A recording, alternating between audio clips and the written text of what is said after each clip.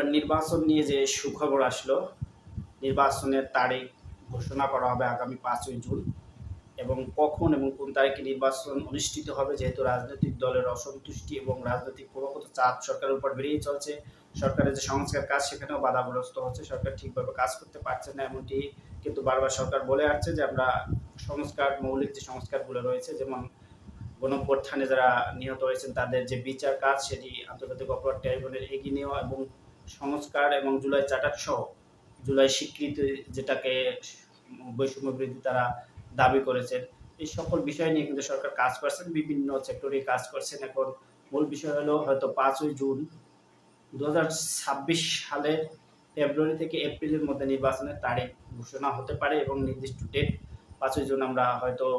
সারা বাংলাদেশ থেকে যখন ভাষণ দেবেন তিনি তখন ঘোষণা করবেন, এমনটি শোনা যাচ্ছে। রাজনৈতিক দলগুলো যেহেতু নির্বাচন দ্রুত চাচ্ছেন, যেহেতু বিদেশি বিনিয়োগ হচ্ছে না, বিদেশি বিনিয়োগ বা বিদেশি যে ভায়ার গার্মেন্ট সেক্টরগুলো সেখানে কিন্তু কর্মক্ষেত্র কমে যাচ্ছে এবং গার্মেন্টসগুলো বন্ধ হয়ে যাচ্ছে।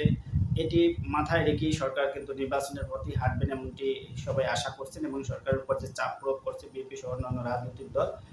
ইতিমধ্যেই কিন্তু সরকার সে সিদ্ধান্ত নিয়ে নিয়েছেন, যেহেতু রাজনৈতিক দলগুলোর সাথে তিনি দফায় দফায় বৈঠক করেছেন এবং আরও হয়তো বৈঠক করবেন এবং নির্বাচন যত দ্রুত এবং সুষ্ঠু একটি নির্বাচন করা যায় সেই পথেই কিন্তু সরকার হাঁটবেন। যেহেতু অন্তর্বর্তীকালীন সরকার একটি গণঅভ্যুত্থানের সরকার, সবাই তাকে বসিয়েছিলেন, কিন্তু বাংলাদেশে একটি জাতীয় নির্বাচনের প্রয়োজন রয়েছে। নির্বাচন হয়ে গেলে একটি ইলেকট্রিক গভর্নমেন্ট আসবে, সেখানে হয়তো বিদেশি বিনিয়োগ সহ বিভিন্ন রকম সুযোগ সুবিধা বাংলাদেশ পাবে। এখন অন্তর্বর্তীকালীন সরকারের সময় আমরা যেটি দৃশ্যমান নয়। তো রাজনৈতিক দলগুলো যেহেতু বারবার ডিসেম্বরের মধ্যে নির্বাচন চায়, তারা যেভাবে সরকারকে থ্রেট করছে, সরকার সেটা থ্রেট মনে করে তারা চাচ্ছে না যে রাজনৈতিক সহিংসতা বা সরকার তাদের প্রতিপক্ষ হোক, যেহেতু সরকারকে সবাই ভালোবাসে এবং সরকারকে সবাই বসিয়েছে। এখন সরকার যদি নিজের ক্ষমতা আঁকড়ে ধরে রাখতে চায়, রাজনৈতিক দলগুলো রাস্তায় মাঠে বিশৃঙ্খলা সৃষ্টি করে, সেটা কিন্তু বিদেশিদের কাছে এবং বাংলাদেশের মানুষের কাছে কিন্তু একটি খারাপ দৃষ্টান্ত হয়ে থাকবে। যেহেতু সরকারকে বসিয়েছে জনগণ, এখন জনগণ নির্বাচন চাচ্ছে, সরকার নির্বাচন দিয়ে যত দ্রুত সম্ভব তারা জনগণের ক্ষমতা, যেটি সরকারের বা নতুন সরকার আসবে, ইলেকট্রিক গভর্নমেন্ট আসবে, দীর্ঘদিন মানুষ ভোট দেওয়া থেকে বিরত রয়েছে, সেই ভোট অধিকার প্রয়োগের মাধ্যমে একটি জাতীয় সরকার গঠন করা হবে এবং এই সরকার আসার পরে হয়তো বা রাজনৈতিক যে অস্থিরতা, আইন শৃঙ্খলা রক্ষাকারী বাহিনী যে ভঙ্গুর একটি পরিবেশ সৃষ্টি হয়েছে, যেখানে আইন শৃঙ্খলা রক্ষাকারী বাহিনী ঠিকভাবে কাজ করতে পারছেন না এবং থানায় যে সুযোগ সুবিধা, নাগরিক সুযোগ সুবিধা সেগুলো থেকে মানুষ বঞ্চিত হয়েছে। যেহেতু সেনাবাহিনীর মাধ্যমে এখন আইন শৃঙ্খলা রক্ষাকারী বাহিনী তারা তাদেরকে সহযোগিতা করছেন এবং তাদের মাধ্যমেই কিন্তু দীর্ঘ সময় ধরে তারা কাজটি করছেন, দীর্ঘ 9 মাস। তো এখন আইন শৃঙ্খলা রক্ষাকারী বাহিনী একটি গভর্নমেন্ট ছাড়া হয়তো বা তারা কাজ করতে কিছুটা হলেও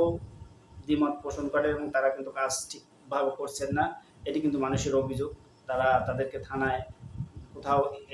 কোথাও কল করলে তাদেরকে পাওয়া যাচ্ছে না, থানায় গেলে সেই সার্ভিসটা আগের মতো পাওয়া যাচ্ছে না। তো সরকার একটি ইলেকট্রিক গভর্নমেন্ট আসলে হয়তো বা সরকারি সব কাঠামোগুলো, পিলারগুলো সবগুলো ঠিকঠাকভাবে কাজ করবে, এমনটি সবাই আশা করছেন এবং নির্বাচন একটি ডক্টর মোহাম্মদ ইউনূস বলেছেন, আমি এমন একটি নির্বাচন করব যেটি দৃষ্টান্ত হয়ে থাকবে এবং একটি ভালো নির্বাচন করার চেষ্টা করবে। তিনি কিন্তু সেই পথেই হারছেন। তিনি কখনোই বলেন না যে নির্বাচন দেব না, কিন্তু রাজনৈতিক চাপ বাড়ার কারণে তিনি সিদ্ধান্ত নিয়ে নিয়েছেন যে নির্বাচন খুব দ্রুতই দিয়ে দেবেন এবং যেহেতু তিনি 26 সালের জুন পর্যন্ত একটি সময়সীমা নিয়েছিলেন এবং তাদের থেকে বারবার বলা হয়েছিল 26-এর পর তারা আর ক্ষমতায় একদিনও থাকবেন না, জুনের পরে আর একদিনও থাকতে চাচ্ছেন না। তো জুনের আগেই তারা হয়তো নির্বাচন দিবেন, এমনটি আশা করা যাচ্ছে। তবে জুনে যদি নির্বাচন দেয় সেক্ষেত্রে কিন্তু বাংলাদেশে একটি বন্যা পরিস্থিতি সারা বাংলাদেশে থাকে, সে সময়টা কিন্তু একটু উপযুক্ত সময় না নির্বাচনের জন্য। তবে মার্চ, ফেব্রুয়ারি, এপ্রিল এর মধ্যে দিলে, এর মধ্যে নির্বাচনটা অনুষ্ঠিত হলে সবচেয়ে বেটার হবে। তো সেই পথে হয়তো সরকার হাঁটবে, কারণ এটি প্রলম্বিত করে বা দীর্ঘ সময় একটি রাজনৈতিক সংকট তৈরি করে সরকারের আসলে এখানে কোনো বেনিফিট নেই। তার যে রাজনৈতিক ক্ষমতা আটকিয়ে রাখতে হবে সেটিও কিন্তু কোনো শুভ দেশের জন্য হবে না। সেই অশুভ বা হোক শুভ হোক সবকিছু মিলিয়েই কিন্তু সরকার যে সিদ্ধান্ত নিয়েছেন তারা কবে নির্বাচন অনুষ্ঠান করবেন এবং জনগণ বা বিএনপি যে বারংবার যেটা বলে আসছে নির্বাচন সেটি কিন্তু এখন একটি দৃশ্যমান উপায় রয়েছে এবং হয়তো ৫ই জুন আমরা কোনো সুখবর পাবো এবং সরকার নির্দিষ্ট যে রোডম্যাপ চাচ্ছে বিএনপি সহ অন্যান্য রাজনৈতিক দল সেটি আমরা দেখতে পারবো। তো নির্বাচন হওয়ার পরে হয়তোবা সরকার যেটি গঠন করা হবে, যারা ক্ষমতায় যাবে তারপরে দেশ কিভাবে চলে এবং কতটুকু দেশ নিয়ন্ত্রণ করতে পারে সেটি এখন বিষয়। যেহেতু গণঅভ্যুত্থানের পর একটি বড় ধরনের মেসাকার হয়েছে বাংলাদেশে আইন শৃঙ্খলা রক্ষাকারী বাহিনী থেকে সব সেক্টরেই কিন্তু কিছু সমস্যার সৃষ্টি হয়েছে, সেগুলো ওভারকাম করে বাংলাদেশ কতটুকু ভালো পর্যায়ে নিতে পারে এবং যারাই ক্ষমতায় আসেন তাদের ক্ষমতা বা তাদের যে রাজনৈতিক অবকাঠামো, তারা যে প্রতিশ্রুতি দিয়েছে জনগণের ভোটের দ্বারা তারা নির্বাচিত হলে জনগণের সাথে তাদের যে সুসম্পর্ক বা জনগণের ভোটে নির্বাচিত হলে তাদের সাথে যে দায়বদ্ধতা, জনগণের পাশে থাকা, সেটি তারা কতটুকু করতে পারে সেটি এখন দেখার অপেক্ষমান এবং ৫ই জুন হয়তো আমরা সেই সুখবরটি আসতে পারে।